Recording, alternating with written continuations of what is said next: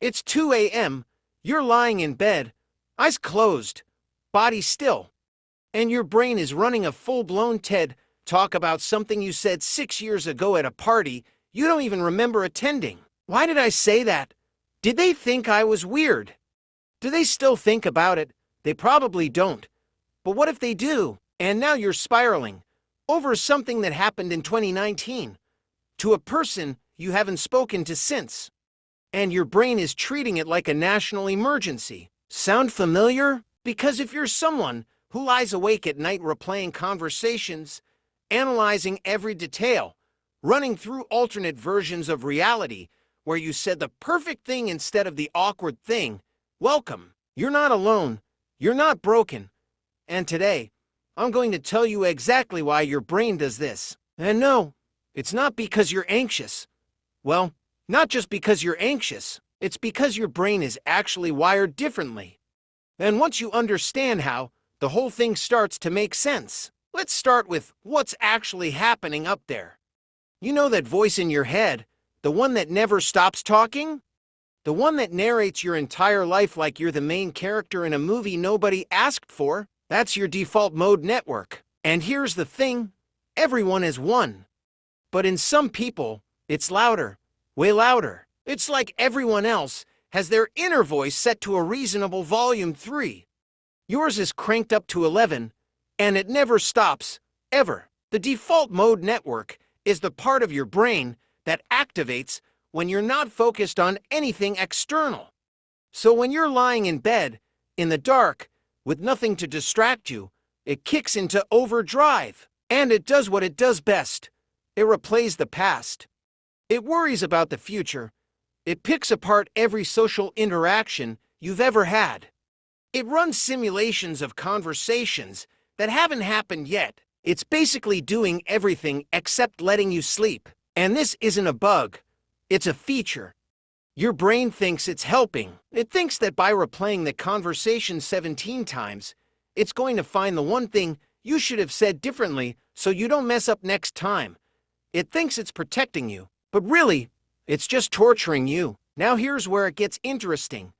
People who overthink like this, people whose brains won't shut up at night, they tend to have something in common. High cognitive empathy, which is a fancy way of saying you don't just think about what you said.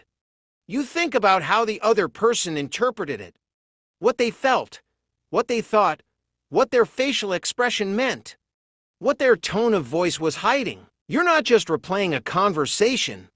You're running a full psychological analysis of everyone involved. And that takes energy, a lot of energy. And your brain doesn't care that it's 3 a.m. It's going to keep running that analysis until it's satisfied, which is never. Because there's always another angle to consider. Always another interpretation. Always another thing you could have said differently. And this is why you can't just tell yourself to stop thinking about it. Because your brain genuinely believes it's solving a problem. It thinks if it just thinks hard enough, long enough, it'll figure out the thing it needs to figure out. But the thing is, there's nothing to figure out. The conversation is over. The moment is gone. But your brain doesn't care. It's still in there, running the numbers, looking for patterns, trying to make sense of something that doesn't need to make sense. Let me tell you what this actually looks like. Because it's not just one thought. It's a cascade. You're lying there, and it starts small, just a random memory. Something you said earlier that day, and your brain goes, did that sound weird? And you're like, no, it was fine. And your brain goes, but what if it wasn't fine? What if they thought you were being rude? And now you're thinking about their face. The way they responded. Was there a pause?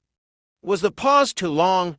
Did they seem uncomfortable? And now you're replaying the entire interaction frame by frame like it's the Zapruder film. And then your brain takes it further. What if they tell someone else about it? What if they think you're always like that? What if this changes how they see you? And now you're not just replaying the past. You're catastrophizing the future, and you're doing it all in the dark. At 3 a.m., when you should be sleeping. And the worst part, you know it's irrational. You know it doesn't matter. You know that person probably didn't think twice about it. But knowing that doesn't stop your brain from thinking about it anyway, because logic and emotion are two different systems. And at 3 a.m., emotion wins every time. So why does this happen at night? Why not during the day when you're busy and distracted? Why does your brain wait until you're in bed, exhausted, desperate for sleep, and then decide that's the perfect time to start a therapy session? Because during the day, your prefrontal cortex is running the show. That's the rational part of your brain, the part that keeps things in perspective. The part that says, this doesn't matter, move on. But at night, when you're tired, your prefrontal cortex goes offline. And the emotional part of your brain, the amygdala, takes over. And the amygdala doesn't care about perspective. It cares about threats, and it sees everything as a potential threat. So that awkward thing you said, threat, that person who didn't text you back, threat, that thing you have to do tomorrow, threat. And your brain starts running through every possible worst-case scenario because it thinks it's keeping you safe. But really, it's just keeping you awake. And here's what nobody tells you. The more you try to stop thinking about it, the worse it gets. Because when you tell your brain, don't think about that, your brain hears, that thing is important. We need to focus on it. It's like when someone says, don't think about a pink elephant. What's the first thing you think about? A pink elephant. So fighting it doesn't work. Trying to force yourself to stop doesn't work. What works is something completely different. And it's going to sound counterintuitive. But stick with me. You have to let the thoughts happen. You have to stop fighting them. Because the fight is what's keeping you awake. The resistance is what's making it worse. When a thought comes up, instead of pushing it away, you acknowledge it. You say, okay, that's a thought. It's just a thought. It's not real. It's not happening right now. It's just my brain doing what it does, and then you let it pass. You don't engage with it. You don't analyze it. You don't try to solve it. You just let it be there, and then you bring your attention back to something neutral. Your breathing, the feeling of the pillow under your head, the sound of the room, anything that's happening right now, in the present moment, instead of in your head. And at first, your brain is going to fight this. It's going to pull you right back into the spiral, and that's okay. That's normal. You just notice it happened, and you bring yourself back. Over and over, without judgment, without frustration. Just gently bringing yourself back to now. This isn't meditation. This is survival. This is how you train your brain to stop treating every random thought like a 5-alarm fire. But let's also talk about what you can do during the day to make the nights easier. Because this isn't just about managing your thoughts at 3 a.m.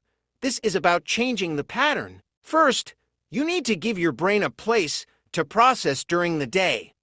Because if you're suppressing everything, ignoring your feelings, pushing through without ever stopping to actually think about how you're doing, all of that is going to come up at night. Your brain is going to force you to process it eventually.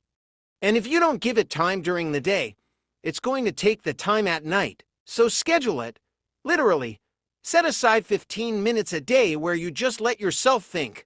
Journal. Talk to someone. Sit with your thoughts.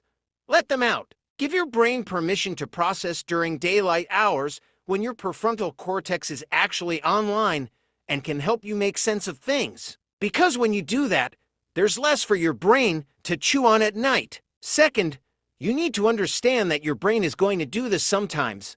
And that's okay. It doesn't mean something is wrong with you. It doesn't mean you're broken. It means you have a brain that processes things deeply. And that's actually a good thing. It makes you thoughtful, introspective, self-aware. The problem is when it happens at 3 a.m. and you have to be up at 7. But the trait itself, that's not the enemy. So here's what I need you to take away from this. Your brain isn't your enemy. It's trying to protect you. It's just doing a really bad job of it. And you can't fight it. You can't force it to stop. But you can change your relationship with it. You can stop treating every thought like it's important. You can stop engaging with the spiral. You can train yourself to notice the thought, acknowledge it, and let it go. It takes practice. It takes time. And there are going to be nights where you still lie there at 3 a.m. replaying something from 2019. And that's okay, because you're human. And this is what human brains do. But over time, it gets easier. The thoughts get quieter, the spirals get shorter, and you start to sleep again. You've spent your whole life thinking your brain is broken because it won't shut up. It's not broken, it's just loud. And now you know why. If this helped you, if you've been lying awake at night wondering what's wrong with you, share this. Because there's someone else out there right now, staring at the ceiling, running the same mental marathon, and they need to know they're not alone. And if you want the next part, if you want to know the specific techniques that actually work to quiet your brain at night, the stuff that goes beyond just let the thoughts pass, that's coming next. Real, practical tools you can use tonight. Don't miss it.